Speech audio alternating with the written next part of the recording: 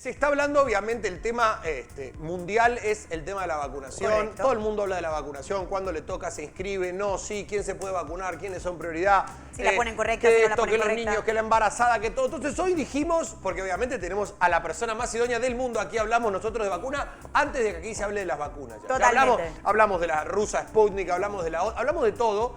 Y hoy traemos nuevamente a nuestro querido José Batista, alergólogo, porque nos va a hablar sobre las vacunas para embarazadas. Bienvenido. Y tipos de vacuna también de COVID, ¿no? Sí, o sea, un complemento. bienvenido, José. ¿Qué tal? ¿Cómo están? Buenos días. Buen día, doctor. ¿Cómo se encuentra? Yo quiero partir, en realidad, preguntando si de verdad las vacunas son seguras durante el embarazo. Espérate, no, espera. Quiero saber eso. Quiero saber Pero eso en primera antes de instancia. meternos en embarazo, yo quiero ¿Quieres saber qué tipo de vacuna? No, yo quiero hacerle una pregunta que es lo que está pasando mundialmente, que es con la vacuna de AstraZeneca. Ok. Que yo quiero saber sobre eso primero, porque hablamos de la Sputnik. Y yo hablo del embarazo. Pues. Claro, es solamente esa pregunta. Saber, doctor, ¿qué opina usted de la vacuna AstraZeneca que la han sacado en varios países de Europa? ¿Qué opina usted de esa vacuna? ¿Qué opina de que la hayan retirado? Sí, bueno, mira, lo que ha sucedido es que se han presentado una serie de casos, una veintena de casos de trombosis o de enfermedades relacionadas con la aparición de coágulos. Pero ¿qué pasa? La Agencia Europea de Medicamentos, que al final es el ente rector donde se regula todo esto en Europa, que es donde han aparecido estos casos, pues el martes se pronunció y la pronunciación oficial va a ser el día jueves de esta semana. Entonces, pero ellos ya están diciendo que lo que están haciendo es retirar y no ponerla de manera preventiva hasta que no se sepa qué es lo que está sucediendo. Pero los datos que se han descrito y lo que se maneja es que estos procesos no son más frecuentes que lo que ocurre habitualmente en una población general.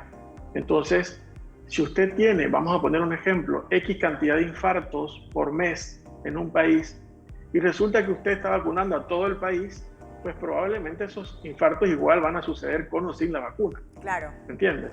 Entonces, eso es lo que está diciendo la Agencia Europea de Medicamentos, que por el momento las cifras no arrojan sobre tantos millones de dosis aplicadas de que esto sea algo estadísticamente relacionado con la vacuna, porque no supera los casos normales que se tienen, ¿verdad?, durante un determinado periodo de tiempo si no se hubiese vacunado a las personas. Entonces, eso hay que dejarlo bien claro, y ellos ya dijeron el martes que bueno, que la conferencia va a ser el jueves, pero que ellos ya están tratando de irse por ese tipo de vía, de que realmente lo que están haciendo los países es vamos a frenar esto hasta que no sepamos realmente si es algo producto del azar o es algo realmente producto de la vacuna. Entonces, ahora, mire, se han puesto millones de dosis de esta vacuna. Correcto. Y tener 20 casos, yo le puedo decir que aquí mismo en Panamá usted va a cualquier hospital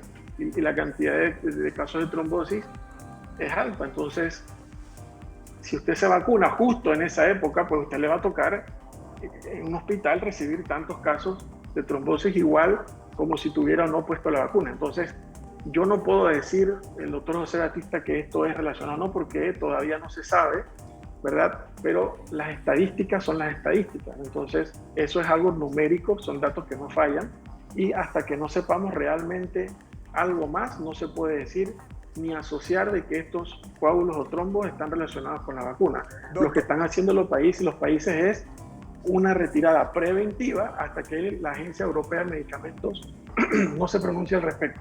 Yo escuché a un médico en Europa justamente que, perdón, para terminar el tema de esta vacuna, que decía que los efectos de la vacuna adversos que puede llegar a tener no superan los efectos negativos que puede llegar a tener el COVID. Lo que decía el médico era como que a él le parecía mal, que entiende el tema de la psicosis general y entiende por ahí la necesidad de retirarla por un tema de salud mental de la gente que está psicoseada con el tema de las vacunas, pero que él consideraba que lo que estaba ocurriendo con la vacunación puede pasar y que la realidad es que los efectos adversos o secundarios que pueda tener la vacuna no son superiores a los efectos negativos que pueda tener el COVID. No sé qué opina usted, José, de esto. Exactamente, tal cual como le has dicho, esa fue la segunda conclusión a la que llegaron la Agencia Europea de Medicamentos. O sea, teniendo estos casos, incluso es mucho más probable estadísticamente que a usted le pase algo grave si no se vacuna a que usted se vacuna, y la probabilidad de que usted haga un trombo,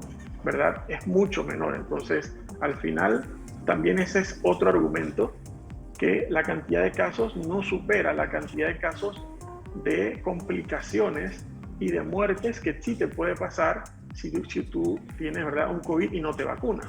Entonces, este es el dilema. Lo que está sucediendo simplemente es lo que haría cualquier agencia, tanto la FDA como la EMA, como la Agencia de Medicamentos, para cuidarse las espaldas, y son trámites que son de regla, que si sucede algo se vigila, se aguanta el lote, se busca el lote a ver si coincide de que pertenece a un mismo lote, porque puede estar con algún defecto o algo. O sea, son procedimientos básicos, pero ¿qué pasa? Que como ahora todo está en las redes y todo está informado, entonces las personas dicen, no, esos son los coágulos, yo no me pongo la vacuna. Y entonces hay un límite entre lo que es la información real y la información, ¿verdad?, que se maneja en redes o producto del pánico, ¿sabes? El doctor Da Paz, Sara, yo te digo la verdad, o sea, de verdad que es increíble. Yo lo había hecho cuando comenzaba, que me daba miedo vacunarme, lo escuché y ya me quería vacunar. Por supuesto. La realidad es que te transmite mucha tranquilidad. Lo que dice es muy cierto. Ayer vimos el noticiero estelar de la noche aquí en Next y habían sacado la encuesta de la gente que opinaba de esta vacuna.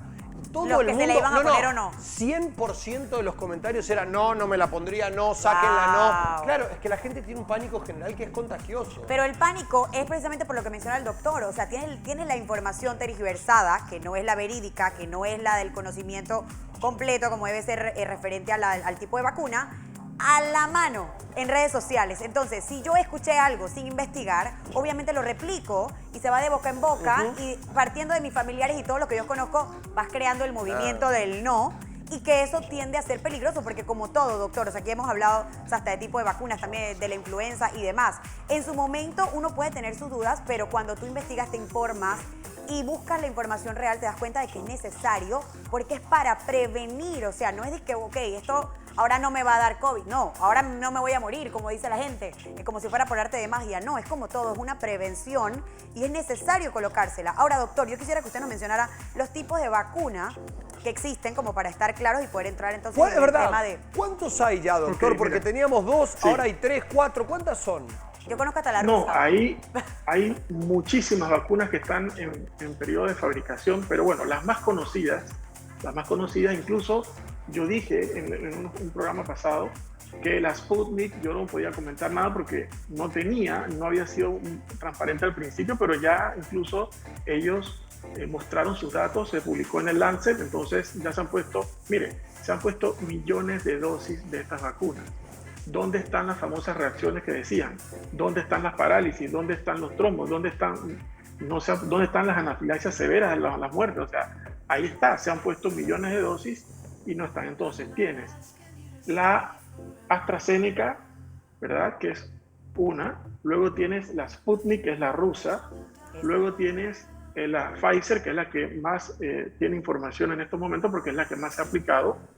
Tienes también del grupo de los chinos, pero bueno, no es que sea de los chinos, porque al final son conglomerados y asociaciones de compañías, pero en los chinos tienen la de CanSino y la Sinovac, que también se han aplicado. Entonces, tienes la Moderna, que es una vacuna de RNA mensajero, y tienes también la CureVac, que es una que tenemos aquí. Yo en mi consultorio, al final, hay una empresa que se llama Cevaxin, que lo está haciendo con el Senacip, o sea, con el gobierno panameño. Están replicando estudios para esta vacuna que también es de RNA mensajero. Lo que tenemos que saber es que existe un grupo de vacunas que tiene RNA mensajero, o sea, que no tiene ningún componente del virus, que son la Pfizer, la Moderna y la CureVac. Y el otro grupo que funciona con vacunas originadas de un vector, o sea, que lo que introduce la información de este coronavirus es un virus que ya se ha usado en humanos, que es inofensivo, o en algunos animales que es inofensivo y que a los humanos no le produce problema, que se llaman vectores, ¿ok? Entonces, tú lo que quieres transmitirle a la célula es la información para que cree esa proteína de la corona del coronavirus para que tú generes tus anticuerpos. Claro. ¿Cómo lo introduces? Puede ser con un RNA mensajero, algo hecho in vitro que no tiene ningún componente del virus, que en teoría sería mucho más seguro. Y la otra es todo este grupo de vacunas que acabamos de mencionar, que tienen componentes virales para introducir esta información, pero estos virus ya se han usado en otras vacunas como vectores. Entonces, al final, son seguras, pero tienen ciertas diferencias. Por ejemplo, las que utilizan vectores de virus, la de AstraZeneca, la de CanSino, la de Sputnik, ¿verdad? Estas en pacientes inmunosuprimidos no se pueden poner, no se deberían poner, ¿por qué? Porque estás introduciendo un virus a una persona que no tiene defensa, aunque esté inactivo, ¿verdad? Claro. Pero las de RNA mensajero sí, pues una pequeña diferencia. Las de virus son más estables, más fáciles de transportar, mejor logística para los países pobres, ¿verdad? Que tú no vas a poder tener esa cadena del frío.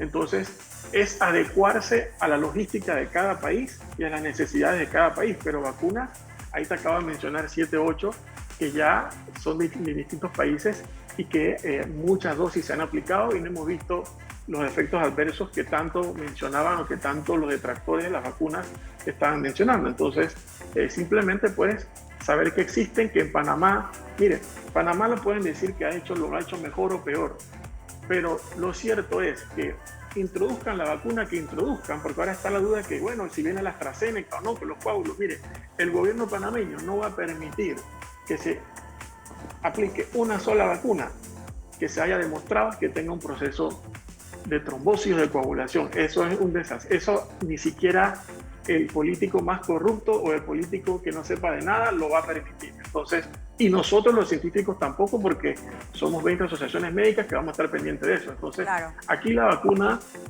aquí hay un régimen jurídico, aquí hay una democracia, esto no es una dictadura, aquí nadie nos va a obligar a hacer nada, pero sí existen los controles, las sociedades médicas están controlando todo el proceso y que la población esté tranquila, porque aquí la vacuna que se vaya a poner va a pasar por un control riguroso de calidad que va a estar no solamente en este país, sino en las fuentes de origen. Eso es importante saberlo. Sí, doctor, eso es importante saberlo. De hecho, yo creo que a nosotros nos da un poquito de paz cuando vemos que va a existir este tipo de control. Ahora, yo había escuchado sobre el tema de la vacuna rusa, que precisamente porque ellos son bien estrictos y todos son como que muy delicados, muy meticulosos, no sé si esa es la palabra correcta, creaba más confianza, de hecho, al momento de utilizarla o aplicarla. Eso es lo que había leído al respecto. Sin embargo, tal cual usted le menciona, todo implica con el tema del conocimiento, del control de las reacciones, de todo lo que realmente se sepa que no tenga que ver con cambiar la información. Ahora, doctor, sí, con la pregunta que había realizado al inicio para saber, entrando en tema de embarazadas, colocarse vacuna durante el embarazo, ¿esto es seguro? Ok, mire, yo hice un programa, un live muy interesante con el doctor Pinilla, ginecólogo obstetra intensivista, tocando este tema, así que también lo refiero a las redes, Alergia Pitiguay. Hay una entrevista, un live con el doctor acerca de las vacunas en el embarazo muy completo, para que se extiendan un poquito más en la información. Pero para resumir, mire, ninguna vacuna de las que está actualmente ha hecho estudios en embarazadas ni en mujeres lactantes. Por tanto, no existe una evidencia científica que diga que pueden producir un bien o un mal. ¿De acuerdo? Ahora, la historia de la vacunación, personas que se han vacunado de los otros tipos de vacunas durante el embarazo o que no sabían que estaban embarazadas y se vacunaron, no han presentado riesgo, ¿verdad?, en el niño y la embarazada. Incluso las vacunas que se han puesto hasta la fecha, que han sido millones, ¿usted cree que no ha habido personas que han estado embarazadas y no lo sabían? Y se supone que el primer trimestre, los primeros 3 meses son los más peligrosos porque es cuando está la embriogénesis, cuando se está formando toda la criatura. Entonces, hay muchas mujeres que se han puesto la vacuna durante el primer trimestre de embarazo sin saber que estaban embarazadas y no ha sucedido nada. O sea, no se ha descrito que haya pasado algo, ¿verdad? Me vacuné, quedé embarazada y perdí el bebé o algo. O sea, no existen estas publicaciones al respecto. Ahora, ¿qué es lo que dice la CDC, que es el organismo rector de esto? Dice lo siguiente: mire, hay que poner las cosas en una balanza. Claro. Lo ideal es que si se va a vacunar, lo haga en el segundo y en el tercer trimestre, vamos a suponer. Pero existen poblaciones de riesgo, por ejemplo, las doctoras, las enfermeras, las técnicas, las mujeres que son policías, que están las cuidadoras de los hogares de ancianos, o sea, las personas que están expuestas a pacientes que pueden tener COVID. Bueno, esas personas son de alto riesgo, entonces ahí la decisión radica en el paciente con su ginecólogo y al final es una decisión de riesgo-beneficio. ¿Qué es más riesgoso? Que yo estando embarazada me dé COVID y tenga una complicación, o que me ponga la vacuna embarazada y tenga una complicación. Entonces, yo le voy a responder con números. Una embarazada de cualquier tipo tiene 3 veces más riesgo de presentar una complicación y terminar en una unidad de cuidado intensivo si agarra el COVID versus una mujer que no está embarazada. Ahí tenemos ya un dato bastante importante. A favor de la vacunación. Solamente eso, el riesgo-beneficio es mucho que no te la pongas, que no te pongas la vacuna, ¿entiendes? Entonces, la CDC lo que dice es que la decisión es individual, que ellos dicen que, bueno, deberían vacunarse, aunque no existe evidencia, pero es que en el pasado llevamos 80, 100 años de vacunación y no ha sucedido nada. Y estas vacunas, incluso las de RNA mensajero, pues no tienen componentes virales. Entonces, hay que poner las cosas en una balanza, ¿verdad? Si no ha sucedido nada, no quiere decir que no vaya a suceder, pero hay que poner las cosas en una estadística, una probabilidad numérica, ¿ok? ¿Qué es lo más riesgoso para usted? Entonces, a la conclusión que hemos llegado es que la decisión es individual. La embarazada tiene que acudir a su ginecólogo. ¿Por qué? Porque el ginecólogo conoce su historia obstétrica, conoce sus antecedentes, si usted es enferma, si tiene algún lupus o tiene alguna otra enfermedad, ¿verdad? ¿Para qué? Para conjugar todos estos factores, ver si usted es una persona de riesgo, en qué momento le va a poner la vacuna, ¿verdad? Y la idea es que es más riesgoso para la paciente no vacunarse que le dé coronavirus. Entonces, esa es la decisión que hay que tomar. Yo pienso, mi opinión personal, y también la pueden ver en el live con el doctor Pinilla, que sabe incluso mucho más que yo porque es ginecobstetra, especialista en embarazo de alto riesgo, intensivista obstétrico, y él dice, hay que ponerla, solamente que hay que ver en qué momento, Claro. ¿verdad? Considerar cada caso individualmente. ¿Por qué? Porque usted no es la misma que su vecina, y su vecina puede tener una insuficiencia cardíaca y usted puede tener un lupus y usted puede tener un embarazo normal. Entonces, ¿está usted en una posición de riesgo para poder esperar al segundo trimestre? Entonces, esos son los factores que inciden para poder ponerse la vacuna, pero ningún ente rector del mundo ha dicho no se pongan la vacuna. Ha dicho que deberían y que lo recomendable es ponerse, pero que la decisión final la tiene la persona, o sea, la embarazada, con su médico ginecólogo. Doctor, ¿todas las vacunas tienen 2 dosis? Porque yo he visto que la mayoría que se están aplicando tienen 2 colocaciones, una y a la otra semana otra. ¿Todas tienen 2 dosis? No, hay algunas que tienen una sola dosis. Esas son las que usan vectores virales. ¿Por qué? Porque el virus genera mucho más respuesta. Cuando tú metes un vector viral, generas mucho más respuesta. Ahora, eso depende pues de cada casa farmacéutica, pero la pregunta realmente es, lo que queremos lograr es tener los anticuerpos para poder combatir el virus.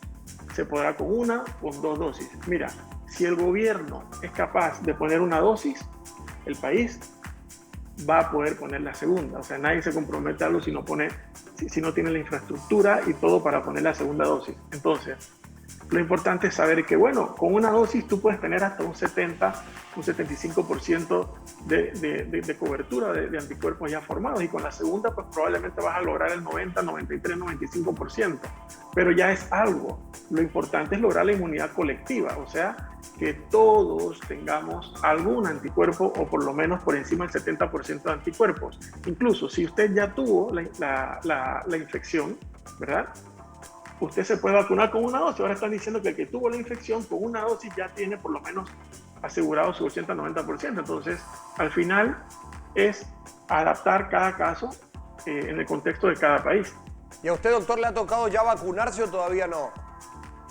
Sí, ya me vacuné. Me puse la primera, me toca esta semana la segunda. ¿Puedo saber con cuál lo han vacunado, doctor? Para hacerlo. Quiero saber, ¿para vacunarme con lo mismo? ¿Con cuál? Con la Pfizer. Ok. La Pfizer. Y solamente presenté el mismo día una pequeña molestia allí y ninguna cosa más. O sea, no he tenido ningún problema más. Ahora, parece ser que con la segunda dosis, pues sí tienes algún cuadro gripal, o una especie de rompehueso, de dolor de cuerpo, puedes tener un poquito de rinitis, todo, o sea, son efectos esperados de la vacunación, ¿no? Hay personas que sí han tenido una especie de cuadro pseudogripal o parecido a una gripe leve, pero es mejor eso, pasarlo en 6-7 días, ¿verdad? A tener que usted experimentar las complicaciones de un virus Vamos con la esta Pfizer. actividad. No, y bueno lo que dice el doctor, y es esperado, o sea, que ese cuadro es lo que uno espera normalmente con esa... Puede que no te ocurra, pero es lo que normalmente puede pasar, y de hecho creo que pasa con la mayor parte de las vacunas, que siempre que tú te vacunas contra algo, tienes como un pequeño síntoma de lo que te estás vacunando, que es normal, así que no hay que asustarse. Totalmente. Y es bueno saber que ese cuadro es la prevención del COVID. Ay, sí, pero yo creo, algo rapidito antes de irnos. Es Dale, que dale, no me dale, quiero dale. quedar con la duda. Doctor, había escuchado que si te dio COVID, solamente te tienes que poner una dosis y si no te dio, sí tienen que ir las dos. ¿Eso es mentira? No, eso lo va a ir anunciando el ministerio. ¿Por qué? Buena Porque pregunta. los estudios están saliendo ahora. Entonces, probablemente salgan unas nuevas directrices que el que ya se vacunó se ponga una dosis, porque hay varios estudios que están diciendo que con una dosis, el que ya tuvo la infección, no hace falta poner la segunda, pero son estudios recientes y hay que esperar unos meses hasta que se decida realmente a nivel de la OMS y los entes rectores si realmente esto va a ser así. De verdad, doctor Batista, usted es una eminencia. Cada vez que hablamos no hay ninguna duda que nos quede por saciar, así que le agradecemos.